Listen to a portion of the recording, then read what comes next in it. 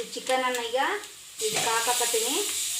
Chicken ಹಾಕ್ಬೇಕು ವೀಕ್ಷಕರೇ. Next ಈರುಳ್ಳಿ ಕೆಂಪಗಾದ್ಮೇಲೆ ಚಿಕನ್ ಹಾಕಬೇಕು. ಚಿಕನ್ ಹಾಕಿದ್ಮೇಲೆ ಒಂದ್ಸಲ ಈ ಥರ ಕಲಿಸ್ಬೇಕು. ಇದು 3/4 kg ಚಿಕನ್ ಐತೆ ವೀಕ್ಷಕರೇ. ಈ ಥರ ಕಲಿಸಿದ್ಮೇಲೆ ನೆಕ್ಸ್ಟ್ ನೀವೇನು ಮಾಡಬೇಕು, ಇದಕ್ಕೆ ಉಪ್ಪು ಹಾಕ್ಬೇಕು ವೀಕ್ಷಕರೇ. ನಾನು 3/4 kg ಚಿಕನ್ಗೆ ಇಷ್ಟು ಉಪ್ಪನ್ನು ಹಾಕಿದ್ದೀನಿ. ಅಂದಾಜು ಮೇಲೆ ಹಾಕಬೇಕು ನೋಡಿರಿ.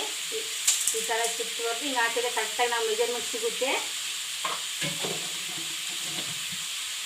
ಕರೆಕ್ಟ್ ಉಪ್ಪು ಹಿಡಿತೈತೆ. ಇದನ್ನು ಬೇಯಿಸು ಚಿಕನ್ ಪೀಸ್ಗಳು ಏನಾಗಬೇಕು, ಉಪ್ಪು ಹಿಡಿಬೇಕು ವೀಕ್ಷಕರೇ. ಒಂದು 5 ನಿಮಿಷ ಸ್ವಲ್ಪ ಬೇಯಿಸಿ ಉಪ್ಪು ಅರಿಶಿಣ ತುಪ್ಪ ಪೀಸ್ಗಳಿಗೆ ಹಿಡಿಯಂಗೆ ನಾವು ಈ ಥರ ಕಲಿಸ್ಬೇಕು.